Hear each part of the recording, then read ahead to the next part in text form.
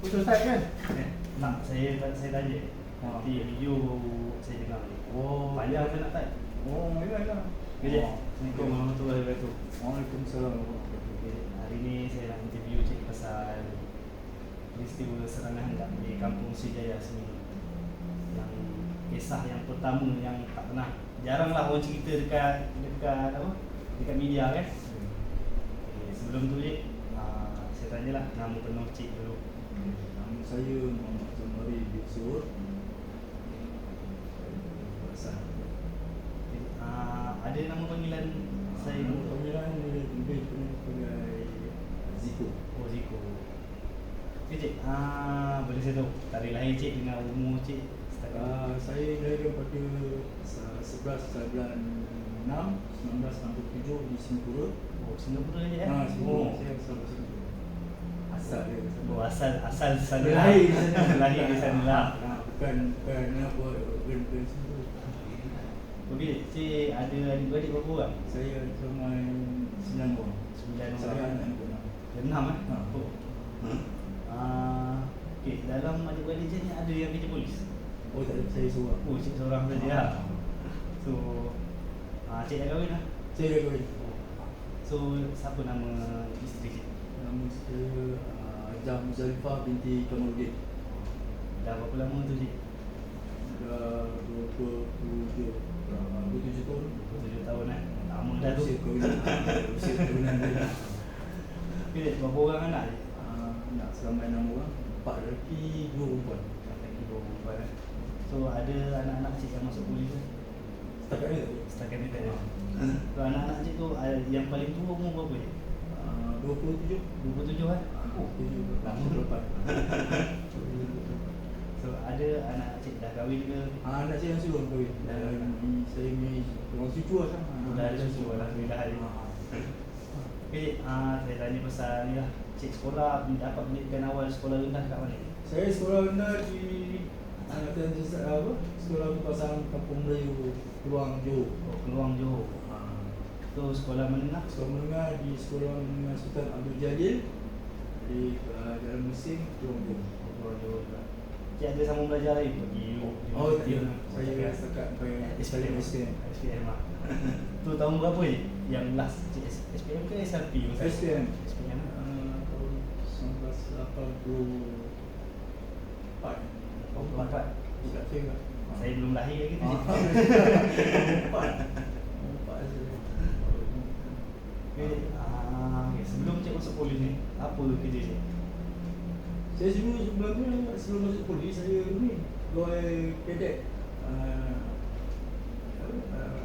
ATM, pegawai tentera. Pegawai tentera? So, macam mana? Latihan di, tapi saya tak mak latihan.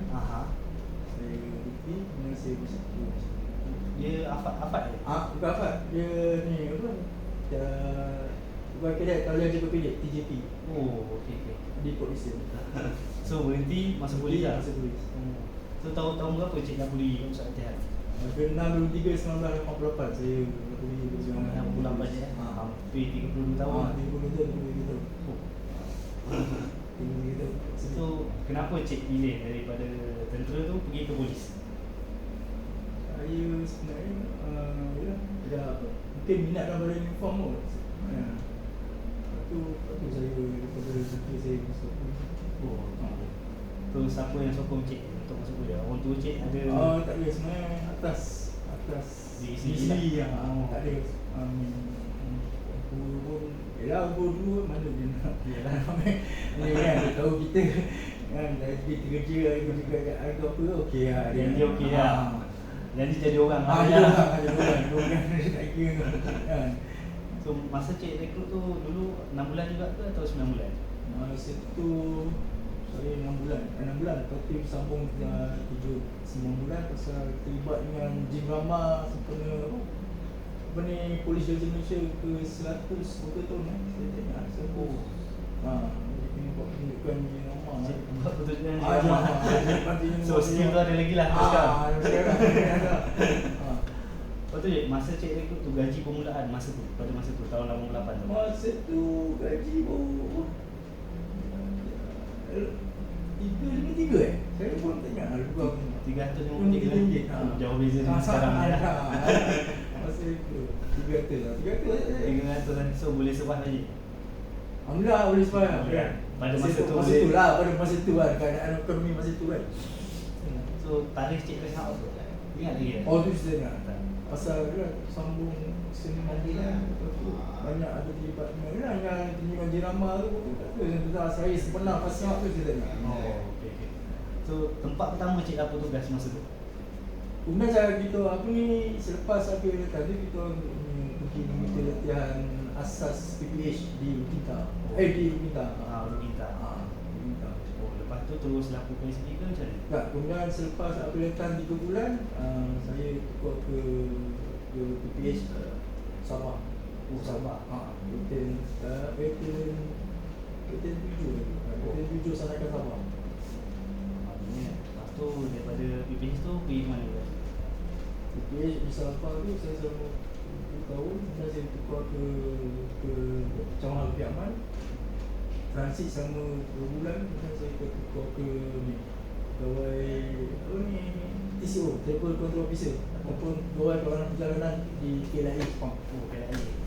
Berapa lama cik berkhidmat kat KLIA tu? KLIA kurang dalam 6 sampai ke bukan dalam 5 tahun. 5 tahun. 5 tahun juga dia kemudian dia tukar ke P1M. Banyak lah. Cik ni pengalaman kat luar ni, kat ground ni kan. Mungkin lah luar tu lah. Banyak tempat lah saya dia masa juga. So masa cik dekat luar ni lah, family cik tahu tak apa tugas cik kat sini? Oh, family saya tak tahu. Tak tahu lah. Memang tak tahu. Kira pergerakan saya pun dia tak tahu kan. Kalau saya dan family saya ni pun kadang bilang ni anak saya pun tak pernah tengok saya pakai uniform sebab ayah saya pergi polis je ke yang tu kan. Memang saya dia coba dia dah pakai uniform jadi dia tak pernah tahu. So yang apa pandangan daripada orang tua cik berkait dengan SB ni macam dia orang tahu ke? Oh tu saya lagi tak tahu. Bila waktu saya tak ada pendidikan ni yang jadi dia yang tahu kerja polis. Itu je lah. Itu je. Tapi apa tugas saya jangan pun tugas saya dah Dia orang pun tak tahu. tak tahu dan tak nak dia pun tak nak tahu. Okey, ni kita balik pada soalan utama dia lah. Yang sebelum hari kejadian dekat Sabah ni yang umum tahulah 6 orang anggota polis terkorban. Sebelum tu saya nak tanya, apa sebenarnya tugasan cik dihantar ke Sabah? Okey, sebenarnya pada sebelum kejadian kami Cawangan telah dapat maklumat mengatakan apa ada segerombolan apa ni orang dengan lengkap berpakaian bersenjata seramai bukan 2 orang akan masuk ke Sabah dengan menaiki bukan dalam 200 orang 200 orang akan Sabah. Maklumat tu kami itu Cawangan kami bisikan teknikal kami telah maklumat mengatakan ada segerombolan orang lengkap bersenjata akan ke Sabah. Oh, so berapa ramai anggota yang dikerahkan untuk tugasan di Sabah? Masa selepas dia bila maklumat tu kami tengah mengatakan maklumat tu mengesahkan apa telah ada pendaratan daripada orang yang dikatakan dengan lengkap senjata ni. Baru pihak Cawangan Khas baru menghantar kurang dalam 20 orang bukan dalam 20 orang daripada berbagai apa ni berbagai Section lah. untuk pergi ke Sabah untuk mengesahkan ataupun untuk mengesahkan akan kebenaran maklumat yang mengatakan bahawa telah ada berlaku pendaratan orang yang lengkap bersenjata. Okay, yang masa pergi ke Sabah tu hanya daripada Bukit Aman saja ke atau ada anggota daripada Sabah sendiri yang bantu? Masa mula tu arahan kami terima daripada Bukit Aman saja. Kemudian bila kami sampai ke sana bawa bantuan daripada kontijen kami minta bantuan daripada kontijen lah. Cawangan kontijen untuk bantu. Oh, okay. So memang anggota Cawangan sajalah yang pergi sana. Pada awal ni memang anggota Cawangan saja. untuk apa kata untuk dapatkan maklumat, untuk mengesahkan maklumat dan dapatkan risikan maklumat Oh. tentang maklumat yang mengatakan yang Pencerobohan yang ada berlaku. So cik, sebelum ni sebelum ni ada cik pergi ke Sabah atau berapa kerap cik pergi ke Sabah untuk tugasan yang macam ni? Oh, sebelum ni memang banyak kali Sabah. Manakala saya ni pernah bertugas di Sabah. Jadi saya ni dia perlukan kata atas pengalaman saya pasal saya ni pernah bertugas di Sabah. Lepas tu saya tahu budaya, ada resam orang sana dan tutoran orang sana pun saya faham. Jadi atas faktor tu saya setiap kali ada penugasan di Sabah memang saya akan terlibat. Cik faham, cik pandai bercakap Sabah, logat Sabah ni? Kalau Sabah boleh cakap. Boleh lah. So logat apa je? Sabah biasa atau Bajau? Bukan mas, mana cakap Sabah, Melayu Sabah lah. Melayu Sabah lah. Oh, okey. Tu yang faham. Lama lah, kira lidah tu dah rem lah. Dah rasa lah. Okay Cik, kita balik pada ni lah. Masa serangan penganas tu, serangan penceroboh ni okay, kat mana tempat dia? Exact tempat yang cik dengan kawan-kawan rakan setugas ni diserang? Okay, masa kejadian, sebenarnya kejadian ada dua kejadian sebenarnya. Pertama kejadian pendaratan penceroboh yang kita panggil sebagai penceroboh ni mendarat di Tanjung Ratu Sabah. Dan kami sampai di situ, bila sampai ke Sabah, bila arahan untuk pergi ke Sabah, kami ke Tawau, dan Tawau kami terus pergi ke Lak Datu. Pasal pendaratan tu berlaku di Tanjung Ratu Sabah. Jadi kami telah ditugaskan untuk pergi ke Lak Datu. Dan bila sampai di Lak Datu, pada masa tu maklumat saya terima telah ada pendaratan daripada pihak penceroboh ni dengan bersenjata ke sini. Dan arahan yang diterima pergi ke tempat ke Ratu untuk mengesahkan ataupun untuk confirmkan maklumat tu. Dan pada itu saya sampai waktu tu malam di Tawau. Malam tu terus buat ke Ratu. Esok paginya selepas mendapat taklimat daripada pihak ketua kami, media officer, saya bersama dengan Wasna telah pergi ke Tanjung Ratu. Itu terletak di Kedah Sahabat. Dan dari situ saya sampai di Kedah Sahabat, telah ada pendaratan. Maknanya telah ada kemasukan. Confirm lah kemasukan. Kemasukan tu memang ada. Tapi selama jumlah tu saya tak pasti. Dan waktu tu telah ada kepungan ataupun usaha ni negotiate atau runding dengan pihak penceroboh dengan kita punya pihak atasan. Mana penceroboh rundingan tu berlaku wakil daripada kita punya pihak atasan dengan wakil penceroboh.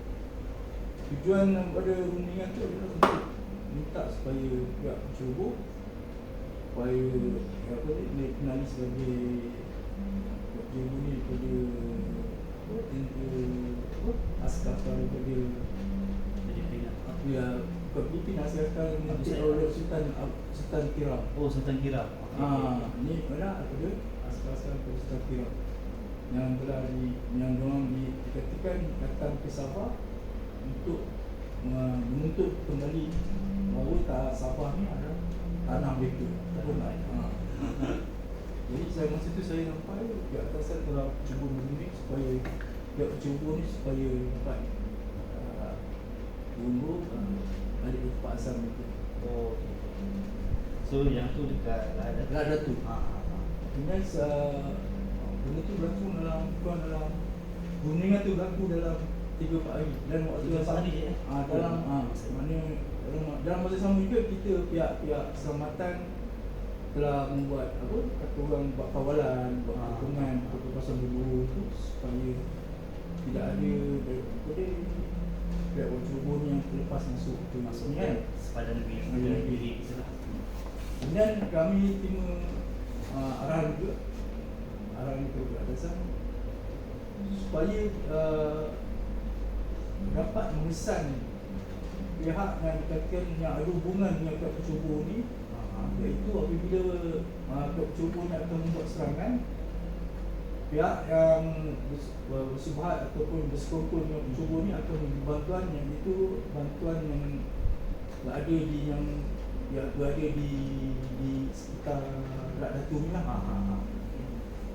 Jadi pihak bersangkutan kita percaya dapatkan maklumat siapakah orang yang bertanggungjawab ni yang akan memberi bantuan ataupun memberi bantuan ataupun yang bersubhat dengan pihak bercubung.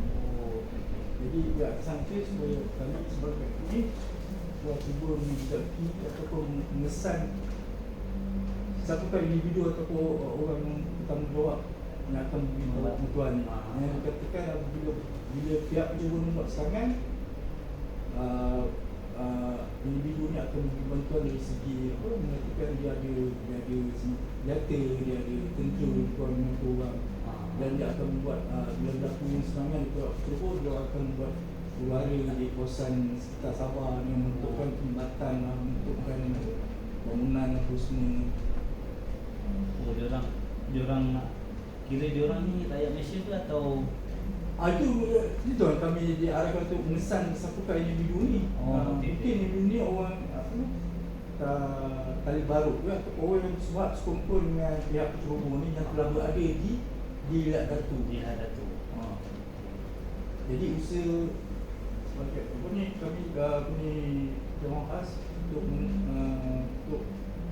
mengesan menjadi mendapatkan siapakah individu supaya orang yang katakan bantuan ni bila berlaku ni kita akan tangkap dululah. Membuat tindakan atas dia ni. So selepas berapa ramai individu yang dapat dikesan? Okey, selepas aku mengikut pada kita punya segala keselamatan, ada satu individu yang katakan yang digelar sebagai panglima, yang dilantik sebagai panglima yang berada di kawasan Punak tak ada Rak Datu lah saya ingat, aku tak ingat apa. Dan kami pihak Dewan Khas telah bersama pasukan membantu pasukan teknikal dah berjaya mendeteksi satu individu yang dikatakan dia sebagai panglima yang akan bantuan kepada pihak bercubung. Panglima Dia digelar panglima. Saya tak kira sebut nama orang, saya sebut orang digelar dia sebagai panglima. Panglima Sulu lah. Panglima Sulu. Dia mungkin dia dilantik oleh Sultan untuk jadi panglima di kawasan Rak Datu tu. So dapat tangkap dia tu macam mana? Dan bila kami pesan dapat dia berada di satu kongsi rumah estate, dan kami telah mengucapkan ini membuat tindakan yang dibantu oleh polis Datu untuk membuat kakak sambung. So dapat tangkap tu? Dapat tangkap. Dia ditangkap dan kami bila dia ditangkap, yang maklumat yang mengatakan dia ni ada tentera, ada senjata api, semuanya adalah palsu je. Propaganda lah. Propaganda dia saja kan. Dan sedangkan bila kami buat tanggapan dan membuat pemeriksaan atas dia punya tempat tinggal apa semua, tiada pun kesan barang-barang yang mengatakan senjata api, yang kata ada kelengkapan untuk bom apa, dia tak ada sebenarnya pun masa dia propaganda lah untuk mungkin yang orang kuat lah kekuatan dia tu pun kan. Tapi sebenarnya hakikatnya bila berjaya kami menangkap tu, sebenarnya tak ada apa, sebab kosong kan. Semua macam orang kerja estate biasa je.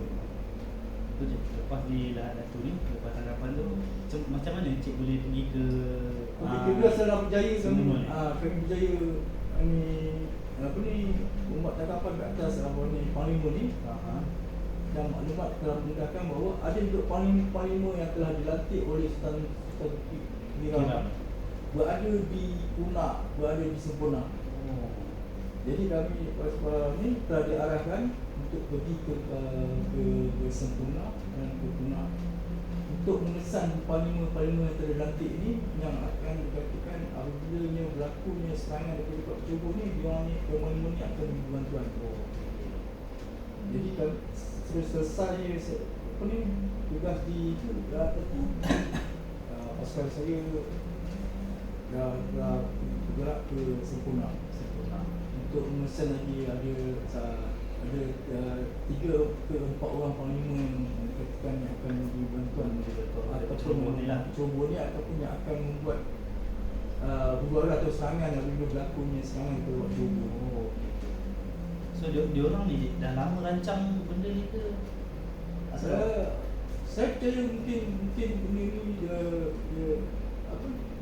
dia telah membuat perancangan lah juga. Mungkin perancangan tu kita maklumat tu tak boleh. Tapi saya percaya rancangan tu lah mungkin dia telah membuat perancangan mungkin di kawasan Pak Nipil, kawasan Nipil ni datang daripada selatan Nipil. So diorang ni bukanlah rakyat Malaysia je ya? Kebanyakannya diorang ni bukan rakyat Malaysia, tapi mungkin diorang ni mahir dengan kawasan di Pantai Simon Sabah ni pasal dia berhampiran dengan selatan Nipil. Jadi gerakan diorang untuk keluar masuk tu mungkin mudah. Jadi Filipin pun dekat dekat Sabah kan? Sabah. Jadi diorang ni mungkin mahir walaupun diorang bukan rakyat Malaysia, tapi mungkin diorang mahir dengan kawasan di Sabah. So Cik, masa Cik masuk dekat Simunun tu, dalam kru apa je? Okey, bila pada kejadian tu pada saya selepasnya apa ni dapat arahan untuk ambil tindakan eksekutif atas satu orang panglima yang berada di Sempurna. Kami pada pagi ni tu waktu pada tu waktu itu kejadian dan pada hari sebelum tu 5 bulan 3 bukan pagi tu kami dah dapat taklimat daripada Tuan kami daripada arwah Sepertinya Ibrahim Berempat. Kita mengambil taklimat dan kita akan membuat tindakan eksekutif atas satu panglima yang saya sebut namanya. Saya sebut panglima cukup dah. Saya seorang panglima yang berada yang dikatakan berada tinggal di kampung air, kampung Simunun, Sempurna Sabah. Itu dia letak di jambatan 5 kampung Simunun. Dia perkampungan air. Dia memang perkampungan air, maknanya rumah-rumah yang letak di atas air. Di atas di pantai, di rumah-rumah perkampungan air, kampungan air yang punya. Jadi pagi itu dah ada taklimat untuk dilakukan. Dan saya bersama dengan dibantu oleh pasukan daripada bantuan daripada IPD Lakatu untuk arahan untuk masuk ke kawasan untuk menjalankan tangkapan itu pada jam 5 petang. Pada 6 bulan 7 pada jam 6 petang untuk berkumpul di hadapan Jambatan 5 untuk masuk ke kampungan air ni lah. Kampungan air ni yang katakan seorang panglima yang dikendaki ni untuk kita jalan tangkapan atasnya yang kita percaya tinggal di Jambatan 5. So Cik, berapa ramai yang anggota yang masuk ke dalam? Okey, masa tu daripada pihak keamanan kita dalam 10 orang dan dibantu oleh daripada PD Sempurna selama dalam 50 orang ada. Ramai juga. Jadi daripada berbagai cawangan dibantu daripada PD Sempurna untuk menjalankan tangkapan ke atas seorang panglima. So Cik, macam mana cara Cik masuk tu? So Cik Cik expect tak benda tu akan meletup dalam tu je? Diorang akan serang balik semasa masuk.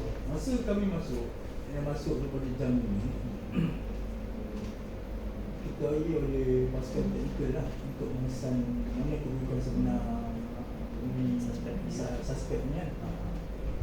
Jadi telah masuk punya, kami telah masuk dalam sumber dari Jabatan 5 sampai ke hujung sehingga ke ni tak dapat berjaya pesan. Kemudian kami pun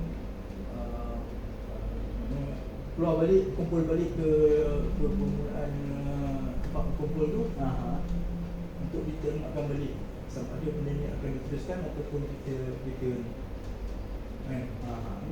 arahan diterima untuk kita teruskan juga mencari dan mendapatkan buat terus tangkapan ke atas suspek. Dan bila masuk balik waktu tu dah jam 6 bila sampai ke rumah suspek KIA Parlimen waktu tu dah hampir pukul 6 lebih dekat waktu maghrib lah. Bila sana maghrib maghrib awal. Jadi saya waktu pun dah nak pulang.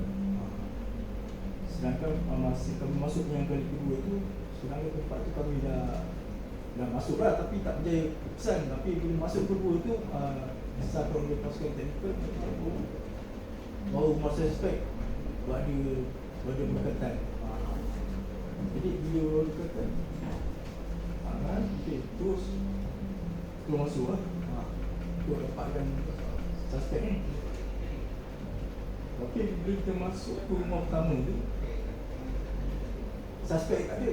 Jadi pasukan kata bahawa suspek berada di rumah sebelah. Mana rumah kampung air ni dia dalam tutup dia punya keadaan memang dia tidak sama macam rumah daratan ni kan. Dia bersambung-sambung sebenarnya, tapi dia bersambung-sambung dalam beberapa papat kan. Dan kita kena jalan atau rumah air ni atas jambatan titi yang kata orang tak bukan propernya jambatan kan goyang apa semua kan.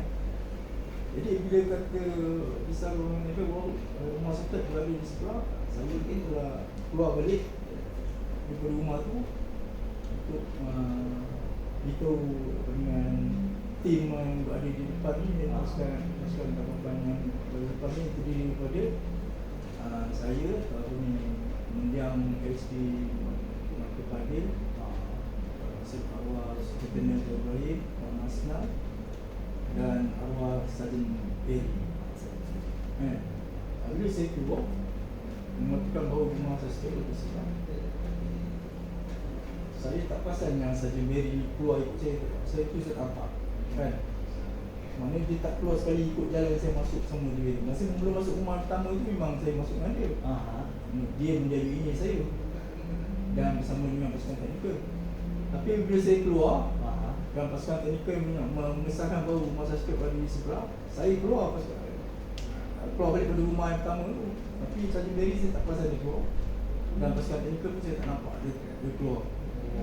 Bila saya keluar balik saya tengok rumah sebelah, saya tahu Maka Fadil di depannya.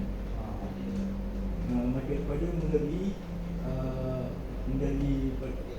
untuk pergi ke rumah suspek.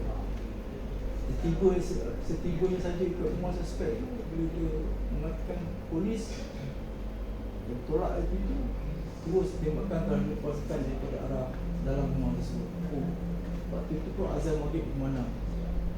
Waktu tu azan dan tembakan dilepaskan. Tembakan dilepaskan secara automatik. Bila tembakan gas yang pertama, saya terus dia down kan. Down. Saya pun terus down menjarak. Maksudnya down tu ialah saya bila terima tembakan tu saya terus down. Tapi bila saya perhati balik, saya tengok dalam keadaan waktu remang-remang dah gelap dah ni kan. Saya nampak Tuan Asnal dengan Tuan ni dengan arwah Tuan Ibrahim berlari ke arah saya. Tapi saya sebut down lagi, boleh tembakkan dia, saya sebut down lagi yang kedua. Barulah Tuan Asnal dengan arwah Tuan Ibrahim menjarak di sebelah saya. Mana kami menjarak dia untuk memberi perlindungan daripada tembakan tu lah. menjarak di depan sebuah rumah yang tidak begitu kosong, rumah Kosong lah, ya. rumah kosong lah. Dia settle down di situ. Bila apa ni Tuan Ibrahim menjarak saya di sebelah saya, dia mengatakan saya dah kena. Maknanya saya faham bila dia kata dah kena, maknanya dia dah kena tembakan. Lepas tu Tuan Asnal pun menjarak di yang sebelah saya. Dia pun juga mengatakan bahawa saya pun dah kena dia cakap macam tu. Oh, Tuan Asnal pun ada. Dia cakap pun dah kena. Bila dia cakap dah kena, saya pun faham. Maknanya dia dah kena tembakan. Kan?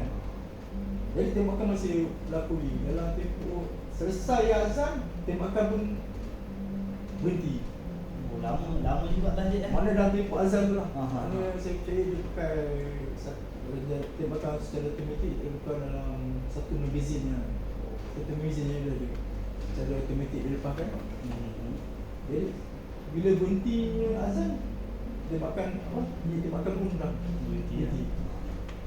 Dan waktu tu saya fikir bila selesai, bila selepasnya cakap saya akan panggil pasukan Bantuan berada di belakang. Waktu kami masuk tu melalui jambatan, kami secara satu persatu melalui ni kan. Jadi pasukan bantuan yang sama juga dalam 30 orang sekitar itu ada di belakang. Jadi apabila saya selepas berhenti makan, kita akan membalas balik untuk pergi ke rumah tu kan, kapan. Tapi selesai yang tembakan, berhenti yang tembakan tadi, saya ternampak ada satu orang lelaki kan. Saya percaya lelaki rambut panjang, baju putih kan, keluar pada depan saya ni, daripada rumah yang depan saya kami minum, meluru dengan saya, dengar bunyi ketukan debukan orang kata kan. Saya pandang, saya jalan ke atas kan. Maknanya saya jalan ke atas, saya nampak tangan orang tu berayun. Jadi kan, saya kata mungkin saya pun fikir ini tetap ni juga kan. Oh, dia tetap lah. Maknanya dia selepas tu, lepas dia makan tu, orang datang menyerang dengan menggunakan senjata tajam. Maknanya saya kira kapak atau barang telah meletak Tuan Ibrahim dengan Tuan Asnal. So maknanya posisi tu cik bertiga lah. Kami bertiga menyarak kan. Menyarak kan. Tapi saya masa tetapkan tu saya berjalan ke atas kan. Dia ni mungkin tak nampak lah pasal dia mungkin menang sekitar ke apa kan. Pasal dia kata dia kena tembak. Tapi saya tak tahu dia kena tembak kat mana kan. Tapi saya percaya memang dia kena tembak lah. Maknanya dia kata saya pun dah kena. Jadi saya pandang ke atas tu, saya nampak ada orang keluar bawa parang atau kapak, membuat ayunan atau makan lah. Dan saya cuma hanya dengar bunyi je, duduk atas. Mungkin saya percaya saya tak nampak waktu tu dah gelap kan. So kawasan tu memang gelap aja, tak ada lampu. Dia memang gelap, cuma ada lampu kata orang sama-sama daripada rumah-rumah berdekatan je lah. Oh, Waktu malam. Jadi tu masa saya keluar tu tu yang diorang laku tekan. Jadi saya kira Tuan Ibrahim, arwah Tuan Ibrahim mungkin masa tetakan tu dia dah kena tembakan. Dia letakkan rasa di bahagian belakang kepala. Kemudian Tuan Asnal pun dia kena letakkan di bahagian kepala kan. Ilmu saya Alhamdulillah, mungkin saya Tuhan nak lindungi selamat dia. Rezeki ya.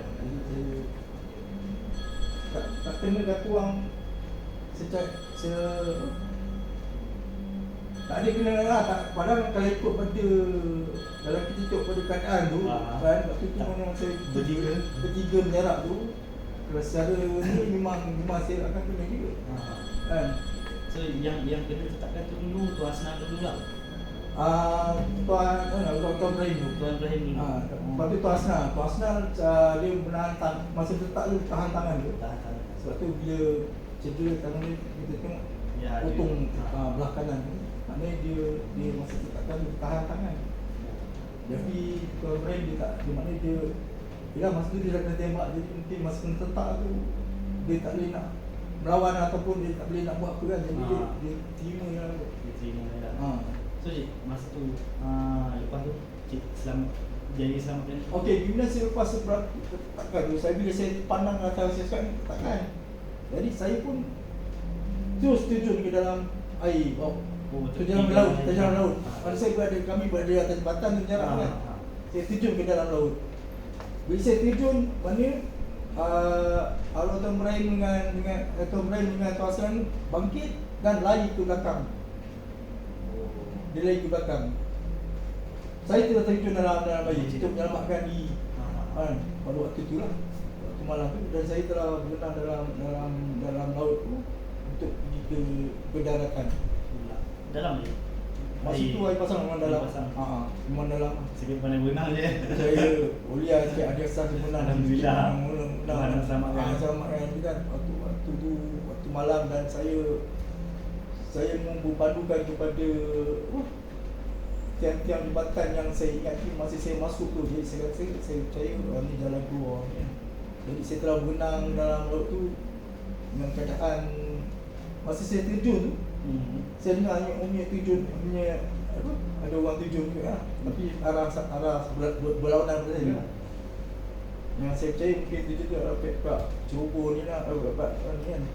Tentera Sultan Piram yang juga telah terjun menyelamatkan diri juga lah. Oh, diorang pun terjun lah. Terjun juga. Lepas dia masa Dan waktu itu masa di dalam air tu, saya dengar orang cakap tolong. Jadi waktu tu saya rasa sayup dan terkilan kerana saya tak dapat membuat apa-apa. Dan saya percaya masa yang tak turun tu, saya ingat suara dia adalah suara mendiang Tuan Fadil. Pasal dia di depan yang buka pintu, yang tolak pintu suspek kan. Dia tembakkan tu, dia first yang orang pertama kena tembakkan tu. So, daripada yang cikgu berenang tu jauh ke daratan? Dia buka dalam pada tempat saya berenang tu dalam 100 ke 200 1 meter. 1 meter jauh tu je.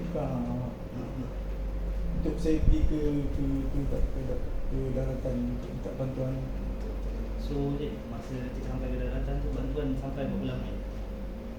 Okey, sementara saya sampai ke daratan tu, saya telah berenang ke arah ke daratan. Saya sampai ke satu surau yang saya ingati bila saya masuk tu, saya telah ternampak satu surau. Jadi kat situ saya berhenti sekejap kan, untuk saya ingat minta bantuan untuk saya naik ke atas jambatan. Surau tu pun atas air kan? Surau atas air, kampung atas air kan. Jadi saya berhenti kat situ kan.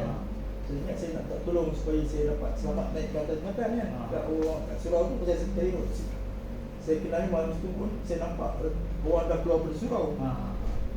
Tapi bila saya fikir balik, ni mungkin orang dia. Jadi saya tak berani nak tolong kan. Betul juga kan. Jadi saya report kan. Jadi saya pun menyiapkan diri kat bawah jambatan tu sehingga orang tu habis keluar. Saya pun mulakan berenang balik untuk ke daratan. Sampai ke pertengahan saya berenang, saya terdengar ada orang berlari atas jambatan tu. Jadi saya pada bawah jambatan. Jadi saya nampak ada orang berlari. Saya kenal ada satu orang India. Pasal masa saya masuk tu, saya perasan ada satu orang daripada IPD Sempurna, ada satu India bahagian narkotik. Jadi saya percaya ni orang ni anggota kita ni. Jadi saya tolong cakap, cik, kata saya cakap saya daripada Kiaman ni. Dia tengok saya masa tu dia pakai anti-state tu lah, acu kat saya. Ingat saya ni siapa kan. Dia dah acu kat cik? Dia acu lah, dia nak kata nak engage, nak lepaskan kan. Lepas tu cakap, cik, saya daripada Kiaman. Jadi tengok saya Kiaman, tengok saya cakap tolong, saya cakap dia tolong tarik saya kat atas jambatan kan. Jadi dia pun bukakan tali sling dan anti-state ni, dulu tarik kat saya pun naik ke atas jambatan. Bila naik atas jambatan, kami pun saya bersama anggota narkotik yang daripada Sempurna lari ke arah darat melalui jambatan tu sampai ke simpang jambatan tu. Kami ada anggota daripada PGA 2 orang sama anggota daripada IPD, anggota narkotik 2 orang. Kami telah berkawal itu pasal kami tak berani lari terus ke darat. Pasal daripada simpang tu nak ke melalui jambatan ke darat, itu kurang ada dalam 50 meter lah. Kawasan kata kawasan terbuka. Terbuka lah. Jadi kami tak berani nak lari tu, takut akan serangan ni atau ditembak daripada pihak ni lah, pihak musuh lah kata kan. Jadi kami berkawal di jembatan tu. Sehingga keadaan benar selamat, baru kami lari terus ke darat. So, selain itu ada pasukan daripada luar datang ke? Yang komando datang ke minta bawa keluar kawan-kawan yang Oh tak ada, selepas saya sampai ke darat, saya perhati saya sampai di situ, saya tengok ada daripada pasukan tentera masa tu kawal dengan sampai terak, lepas tu ada ambulans, lepas tu daripada anggota jenayah daripada Sempurna, dan anggota teknikal daripada yang sama-sama datang daripada Kampan, iaitu arwah Manjid dengan satu anggota. Yang lain saya tak ada, saya tak nampak mana tak ada bantuan. Dan kami yang di situ ada satu pegawai bercawangan daripada Sempurna, dan ada satu pegawai lain telah mengarahkan saya pergi ke mengarahkan kami semua berkubur atau berlari bersembunyi dekat IPD Sempurna. Tapi saya mengatakan kepada dia, saya tak tinggalkan, misalkan kawan saya ada di dalam dan pegawai saya ada di dalam terperangkap dan tidur je kan. Jadi saya takkan tinggalkan tempat ni kan. Berapa ramai yang masa tu lagi terperangkap? Masa tu terperangkap lebih ada dalam 10 orang lah kan. Termasuk yang cedera, lah. Itu cedera yang saya dapat tahu masa tu Tuan lah. Pertama Tuan Ibrahim yang saya tahu lah. Masa tu cik dah tahu yang Tuan Ibrahim ni dah tak ada. Masa tu saya masih kat ada di, saya dapat sama dengan hidup di darat tu, saya tak dapat berita lagi yang kata Tuan Ibrahim dah tak ada kan. Kemudian apabila saya pergi ke, saya diarahkan pergi ke ni untuk taklimatkan balik ataupun kata balik apa yang sebenarnya berlaku pasal saya yang dapat berjaya keluar dari tempat ni. Sebab dia cik seorang je yang berjaya.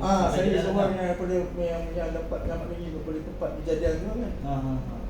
Jadi saya diarahkan pergi ke IPD Sempurna untuk taklimatkan, untuk terangkan mana situasi sebenar, apa semua, dan berapa orang terselamat, berapa orang cedera, apa semua.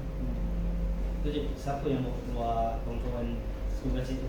Okey, sebenarnya yang buat keluar tu bila hari keesokannya, tuan keesokannya je. Keesokannya pagi tu saya telah dipanggil oleh pihak atasan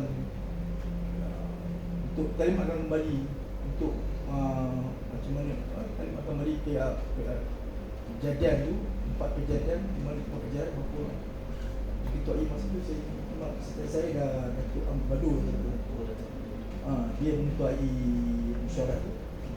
Untuk saya pun telah terangkan, explainkan dalam mesyuarat tu untuk usaha-usaha untuk menyelamatkan pasukan cedera. Itu pagi, dan bila saya dah terang ni, dan Datuk Amir telah menggerakkan pasukan penyelamat dan dia telah masuk ke tempat dia nanti pukul 2, dan untuk selamatkan, pertama kali untuk selamatkan anggota kita yang tercedera, yang tercedera untuk keluar dalam pasukan, dan anggota yang terperangkap dalam tu. So yang diorang kat dalam tu ada kontak dengan luar tak? Maksudnya kita dapat hubung melalui telefon, melalui WhatsApp ni. Dapat WhatsApp, masa tu WhatsApp nak dia sebenarnya tak berapa lagi, dia pakai message lah. Message lah. Jadi masa tu baru dapat tahu berapa orang kerja, berapa orang meninggal. So dengan siapa berhubung tu je? Tuan Asnan ke? Masa tu saya berhubung dengan anggota cawangan khas Iwan Sabah. Dia dapat telefon, tapi masa saya sebenarnya masih saya terjun dalam laut tu, saya punya handphone dengan saya punya walkie-talkie saya hilang, handphone saya habis lah, maknanya masuk air kan. Dan bila saya keluar, saya dapat pakai SIM card lain, saya dapat hubung dengan anggota yang terperangkap, dengan anggota cedera dalam tu. Itu masa tu. So yang pukul berapa je dia orang dapat selamatkan? Bukan dalam pukul 5 petang baru dapat Keesokannya? Keesokannya. Mana kejadian pada mana hari sebelum tu hari waktu maghrib. Maknanya bukan dalam 12 jam tempoh tu baru dia orang Dapat keluarkan dapat keluarkan ni anggota yang tercedera yang korban yang perangkap. So tim mana je yang bawa keluar? Masa tu yang kita ni beg 69 sama dengan ni kita. Oh, so diorang yang bawa keluar. Bawa keluar semua yang tercedera korban yang kat dalam tu. Dalam tu je berapa ramai yang terselamat? Yang terperangkap tu antara yang terselamat tu berapa orang? Yang perangkap tu bukan dalam saya pun ya betul pasal dia orang berada di belakang, tapi yang saya tahu bukan dalam apa yang kawan saya dalam 10 orang tu. 10 orang. 10 orang perangkap dan yang cedera pula cedera parah seorang, korban tu seorang yang saya tahu pula. Ini daripada yang korban yang pada pasukan bantuan daripada PGA pun semua masa tu memang saya tak tahu. So saya ada baca berita-berita lah cik yang mengatakan apa jenazah anggota kita ditetak, dia apa, dicongkel mata. So kesayangan benda tu cik, betul ke? Benar, masa lepas dia orang dapat keluar, kemudian dia bawa ke hospital sempurna. Waktu tu dah pukul masa dia dapat keluar, masa tuan senang saya sambut dulu, dia akan buat terus mengenai kota ke hospital Tawau. Jadi masa tu dia dikeluarkan dalam keadaan cukup parah tu, saya dapat angkat dia masuk ke helikopter bawa ke hospital Tawau. Dan saya selepas ke selesaikan urusan dengan kuasa tu, saya pergi ke hospital Tawau, hospital Sempurna untuk tengok saya punya rakan-rakan pegawai yang kata korban ni untuk memastikan satu. Saya pun pergi ke hospital Tawau, hospital Sempurna. Bila saya pergi tengok kat sana, di dalam van kenderaan polis tu, saya nampak kepala tu telah ditinggal keadaan jenazah tak ada orang kan Dia tak lah mungkin semua. tak, maknanya dia ni walaupun kadang tu saya memang alah saya hati lah kalau kita tengok kan mana rakan kita betul memang tak ada lupa sebab dah tak lupa kata orang lah keadaan Kejam lah dia kejam orang. lah dia orang. So lepas benda-benda ni terjadi lah cik, ada cik bertugas lagi kat Sabah? Kemudian benda tu saya dah boleh elakkan. Masa tu saya memang elakkan lah. Ada satu orang fobia, trauma. Oh, trauma lah. Trauma saya memang masa tu memang saya trauma lah. Trauma. Memang saya kalau tugas ke sepa benda tu ada tugas-tugas yang Dah tak nak lah. tak Berehat lah dia. Berehat kalau boleh saya tak nak berhadapi itu. So lepas terjadinya benda-benda ni lah cik, ada PDRM ada bagi apa dekat cik? Ada bagi pingat ke? Ingat tu atas sebab tugas saya ke atas sebab saya punya itu saya pun tak pasti ada tak punya pingat. Adalah terima pingat. Tapi saya cakap tengah tapi saya tak ada lah di yang lain semua terlibat, semua dapat dikata orang dengan pangkat secara medan. Saya tak ada lah. Tak dapat saya Memang saya tak nak cakap lah kan, saya manusia biasa kan. Masih kecewa tekilan lah saya diperlakukan begitu kan. Sedangkan yang sama-sama dengan saya semua dapat kata orang kenaikan pangkat secara luar biasa ataupun punya pangkat secara medan kan. Saya tak ada. Sebab itu memang saya terasa hati tekilan lah kan. betul lah cik. Nasib saya sampai saya pernah datang kepelikan bagi pihak lain pula. Kenapa jadi kunci kat saya kan. Saya tak ada nak kata orang nak tanya banyak kan. Saya terima je lah. Biasa unsung hero ni kan. Tu lah orang kata unsung hero orang bakal tabir kan. Bakal tabir. Gitu je pun. biasalah. Tapi saya reda lah, terima je lah. Mungkin saya punya, yelah Tuhan dah selamatkan saya dulu tu. Memang tak ada apa ketidakan yang kata macam hidup mati hidup semula orang kata kan. Betul je. Mati semula lah. Walaupun saya tak dapat apa kata orang kenaan pun, saya reda je. Walaupun negara tak bagi kan cik, tapi cik banyak bagi kat negara lah. Saya kata saya itulah, saya kadang saya fikir balik kan. Jadi aku tak ada sembang apa kat dia. At least kalau aku kata aku dapat, aku mana keluar daripada dia pencen apa sesuatu kau ni, saya tukar ada jasa walaupun Jasa kena, lah. tapi untuk diri sendiri yang untuk sendiri ada aku sembang untuk negara dan untuk masukan lah. Betul. Okay. Jadi apa nasihat cik pada rakan-rakan setugas, termasuk saya sekali Bagi saya yang masih berkhidmat lagi? Bagi saya kerja ni kita kena jaga, kita punya nawaitu lah. Dan satu pertama pada saya, lepas tu kita jangan kerja, kita jangan ada hidden agenda. Maksudnya jangan ada kita kerja ni okey aku nak dapatkan nama, nak claim kredit atau apa. Dan kita pada saya kita kena faham tugas kita ni adalah tugas sebagai polis ni. Kita bukan kata orang cerita dalam filem kan. Betul. Filem kita cerita kau hari ni tembak pun mati kan. Betul. Kita kena timur tu. Jadi apa-apa kita kena fikir, kita kerja polis ni kita akan berhadapan dengan bahaya, dengan dengan kata orang bahaya, dengan ancaman semua. Tapi kena jaga keselamatan diri, jaga keselamatan kerja. Itu pada saya yang utama. Dan pokok utamanya kena jaga nawaitu kita lah, niat kita bekerja betul. Dan untuk yang untuk generasi baru yang masih bekerja dalam pasukan ni, saya nasihatkan supaya jaga keselamatan ni, jaga diri. Okay, terima kasih ya. So Cik, last sekali, soalan last. So apa harapan cik pada kerajaan Malaysia untuk memantapkan sepadan Sabah? Bagi saya untuk memantapkan keselamatan ni, kita kena ada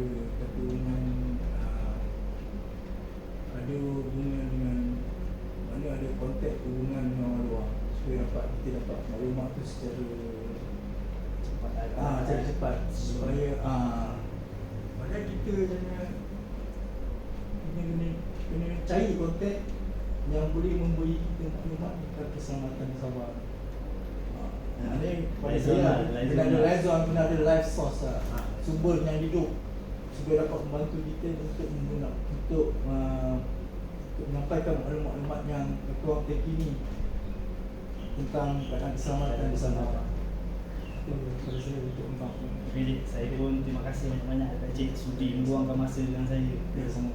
Okay, Cik, terima kasih banyak cik. Terima kasih cik. Jarang saya dengar cerita macam ni. Saya tak pandai.